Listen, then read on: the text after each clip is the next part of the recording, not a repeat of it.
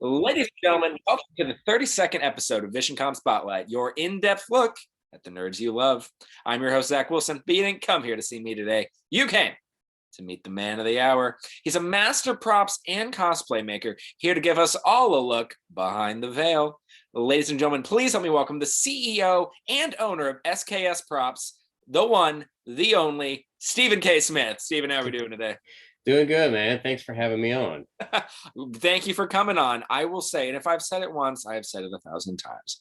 I don't know how you artists and builders do it. I was looking through your stuff, to compile the slideshow that you are all about to see, but also just because out of genuine curiosity, and you've blown my mind with the things you've created. So I'm really excited to talk about them.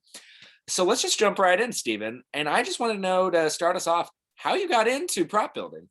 Well, it's actually a really weird story because I went to school for illustration. And so I've been drawing and painting like all my life. Okay. I actually took Sculpture 1 and absolutely hated the class. Because I was an illustration major, I didn't have to take any more than just Sculpture 1. But then, years went by. I was freelance. I did like some children's books, magazines, newspapers, stuff like that. But then I was working as an appliance salesperson at Lowe's. And every single night, my buddies and we would go home and we would play video games. We played Call of Duty. We played, Borderlands and all that stuff like that. And Borderlands is one of those that has been a huge influence in my life. I loved Borderlands 2, especially. And when the game had come out, my buddies had all said, hey, let's go to the local Comic-Con. It's actually growing quite a bit. And it moved to Bardell Hall in Kansas City, which was a huge venue for it. And so I was like, okay, yeah, that sounds awesome. I love, geek culture and comic books and all that, but I'd never been to any cons. And they're like, all right, let's go. And what we're going to do is we're all going to dress up as different characters from Borderlands. And at that point in time, I was like, what the hell are you talking about? Because I didn't know what cosplay was. I wasn't familiar with the art of going to these things dressed as your favorite characters. And so one of my buddies that worked there, his name was Luke, his cousin, Josh Cullen of Cullen Cosplay, actually was a member of the Replica Prop Forum, or the RPF. And I had followed him and some other people that were on there and saw that people were building their own costumes. So I learned how to do that. And actually, one of the very first things I ever made was a Borderlands Psycho mask. And it's because I went on Etsy, like most people do. You go to the internet because I'm like, oh, I'm going to buy one. These were not available at Spirit Halloween 8 years ago. And I only found one guy that was selling Psycho masks, and they were like $300. And I was like, man, that's like a lot of money. I can't justify that. So like the normal artist that I am, I spent $500 on materials and ended up learning how to hand sculpt using monster clay, molding it, resin casting it. And I actually made the full scale buzz axe to go along with it. Also, all hand sculpted, resin cast. It weighed like 5.5 pounds, which doesn't sound like much to carry it around at a convention until you have to carry it like all day. And you're like, man, I'm tired of this thing. Most conventions, you get a whole cardio workout. You do. And I had no idea. I was not aware for being like on my feet the entire time, trying to eat and being interrupted by people wanting pictures. But I went dressed as a Borderlands Psycho, and it absolutely changed my life. Because everyone like loved the costume. They had no idea, like it was extremely detailed. I was brand new to this scene. And that year is when Sci-Fi was filming the Heroes of Cosplay in Kansas City.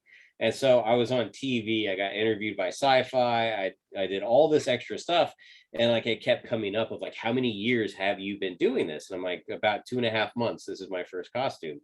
And so I was like, well, there might actually be something to this. And from there, it's grown into everything that you see over almost 8.5 years at this point. And like I love, and you other builders have done this in the past, I've noticed. You guys so nonchalantly say these details that when you really look back and look at it, at least for the casual observer like myself, I think to myself, oh my God, that is incredible. That is insane. How does one mortal man do all that? And so I Well, guess that kind of just gets me into my next question. So you've made countless props at this day, from big ornate pieces to, the small little bitty ones for some kiddos. But there's got to be some ones that have been near and dear to your heart in the years. So I was just curious to wonder, are there any of them that at the end of the day you gladly hang your hat on? every single big build that I've done for like competition wins and that sort of thing, every single one of those has like its own place in my mind of why that one is special. But some of the big ones, especially early in the beginning, of course, the Borderlands one is what took off. From there, though, I actually did a full Dragon Age armor set, and that was my very first foam Wow. costume. I didn't know anything about foam up until that. And so I made this costume because my buddy Bill Duran of Punish Props said, hey, we're all going to, and that's Dead Space there. That's actually another one of my very favorite ones too. Oh yeah. But everybody's going to Dragon Con, and there's a Dragon Age group in the parade, and they would love for you to be able to participate because I'd made the helmet already. So I was like, okay, I'll figure out this foam thing. And I made the armor in about a month and a half. And I flew to Atlanta and I got to be in the parade, which was a complete mistake. Do not ever be part of a parade in Atlanta wearing full EVA foam armor in the middle of the summer. But the thing that was amazing about that is I got the other opportunity of where that armor was exposed and seen by enough people that Lindsay Sterling, the violinist, her producers contacted me. And they're like, we want to use your Dragon Age armor in Lindsay's next video. And I was like, no, like I've seen what happens in her videos. She runs and jumps and runs through the forest and all this kind of stuff. I'm like, it won't survive. And they're like, oh no, we'll insure it. We'll make sure everything's all good. And so I actually sent that armor to Norway, and they used it in Lindsay Sterling's Dragon Age music video. I've seen that. That was yours? That's my armor. Yeah. That's incredible. And one of the coolest things ever associated with that is that she actually came to Kansas City, and her publicist was like, do you want to go to the concert? And I was like, yes, of course, I'd love to.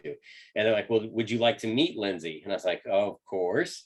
And they're like, you can bring one thing. And so most people, they have like their backstage pass and all that kind of stuff that she'll sign. So they're like, you can bring one thing that she'll sign. And so I actually brought the helmet from the armor set. And so I'm waiting in line, and then it gets to be my turn. It's me and my wife, and I have the helmet, and she's like, oh my God. And I was like, yeah, I was the guy that made the armor set. So she actually called the band around, and we got to chat for a little bit. But I got to sit front row for the concert. That is so killer.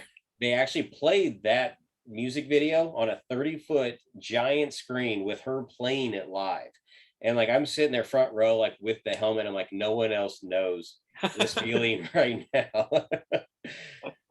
Well, and guys, I will put the link to that music video in the description box so you guys can check it out and see it for yourselves. I do want to real quick before we move on, though, just furthermore, just marvel at your work, Stephen, because look at this. Now, for those of you who are big Dead Space fans, you guys should already know this. But for those who aren't, let me be clear, guys. This is like a 1-for-1 replica. Like it's almost as if I'm looking at Isaac Clarke himself.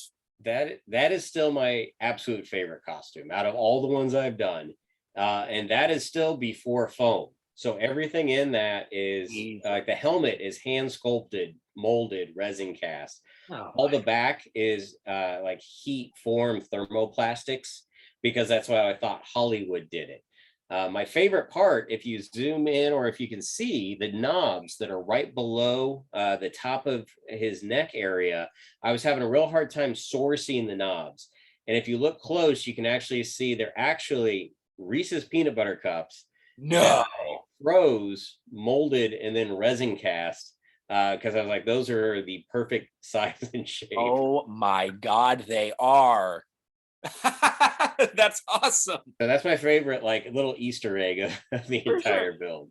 Well, and like there's those like innovative things that you've created for these big builds, but for the most part, I would assume that there are some overarching techniques that you use to make most of your build. So I was curious to ask you, what were some of the methods or processes that you generally use for your most of your prop builds? So for most of them now, and that especially ties into what I'm doing currently with YouTube, is templating. Making templates is not necessarily easy. I mean, you have to wrap your mind around taking foam that's a flat sheet in a roll and making it into something that's three-dimensional, which, my wife is like literally come out. I've been in the shop. I've got stacks of foam. By lunchtime, I have like a thing. She's like, I don't know how the hell you do that. And I'm like, I don't either. It's like I literally can like 3D explode it in my head because I've done all this so many times that I can kind of see what the shape should be. And that's where, like I said, with the virus last year, it sucked, right? We didn't have our conventions or anything. But one thing it did is it really allowed me to focus on YouTube. And I did a little over 60 videos last year. And all of them had free templates, free step-by-step walkthroughs. And it was a ton of work, but I've been at cons for the last couple of weeks, and so many people have come up that have been appreciative that like it helped them get through the con, the Wow. whole Corona thing. It helped them level up some of their skills as far as the painting goes and all that. So even though it's a ton of work, it's definitely been worth it on the back end to help kind of like recharge my battery to continue to do those Sure. things. Sure. And like the other things that I mentioned, that link, as well as many others, can be down there in the description box below, guys. But so on that note of like links that people can interact with, there will be, once this is obviously posted on YouTube, there'll be a couple other links that people can visit. How do people commission you to build these props? Well, unfortunately anymore, I no longer take public commissions. Okay. I still do work for video game companies behind the scenes. So I work like with Borderlands for Borderlands 3, and I'm currently doing some stuff for NDA that I can't talk about yet, but it's really, Sure. really cool. But I got to the point in my career where I've made thousands of props and sold them all over the world. And I got to the point where I was like, I cannot keep doing this. Like it's too much of a drain on me. And so that's the other reason why I've kind of focused on the YouTube thing of teaching other people to do this, because then I don't have to build all of it, but I Sure. still feel like I'm part of all these different builds that you see. And so that's been the really cool thing is that, I may not have the free time to build stuff for other people, but I can teach other people how to do this themselves. Oof, Stephen, I already liked you before, but now the fact that you are taking such an altruistic approach to this and kind of getting away from the business aspect of it and actually becoming a mentor to so many people. I mean, Stephen, are you the best person I've ever met? No, I'm sure that's not the case. Well, to wrap us up, Stephen, I wanted to ask you, we already kind of mentioned the YouTube channel, but if you could talk a little bit more about that, but also, are there any other places that people can go to see some of your work? Yeah, I mean, if you look for me online, everything is just under SKS Props. So Instagram, Facebook, YouTube, of course, and of course, www.com, sksprops.com. That's all where I post everything. So if you want to see like my really old builds, you can actually go and see all of the costumes that I've made in the past, full build threads. I didn't do videos and stuff back then, but I still took a ton of pictures and I did walkthroughs just to kind of show people the process to building all this kind of stuff. But yeah, my whole thing now is just focusing on the YouTube aspects. This is one of my newest ones. Yeah. This is Chainsaw Man, which was an incredibly difficult template to put together. And I was like, no one is going to build this thing. Like there's so many little pieces, but it's awesome because I get tagged almost every single day on Instagram with people building Chainsaw Man all over the world. And so that's an awesome feeling to get. And like, I'm not building it, but I'm still part of that. Sure. All right, guys. Well, ladies and gentlemen, that about wraps us up for episode 32 of Visioncon Spotlight. But before we sign off, Stephen, is there anything you'd like us to know? Any sage-like wisdom? Any upcoming events you're participating in? Anything at all? For sage-like wisdom, what I tell most people when it comes to, because I have a lot of new people that want to get into cosplay, right? And the biggest thing out there is just jump in, don't be afraid of it, work with the materials, follow videos like mine, that's one. But also there's a lot of my friends that do this too. So Evil Ted, Punish Props, Kamui Cosplay, Own Makes. We all have videos out there that are designed to help people that are brand new to this hobby. Excellent. Well, and guys, with that said, I got all those links plus plenty of others down in the description box below, guys. And with that said, ladies and gentlemen, this has been episode 32 of Visioncon Spotlight. Thank you so much for watching. As always, I'm your host, Zach Wilson, but much more importantly, this has been my very special guest, Stephen K. Smith of SKS Props. Ladies and gentlemen, thank you so much for watching. Have a great rest of your day. And as always remember that life's better when you have friends to share it with.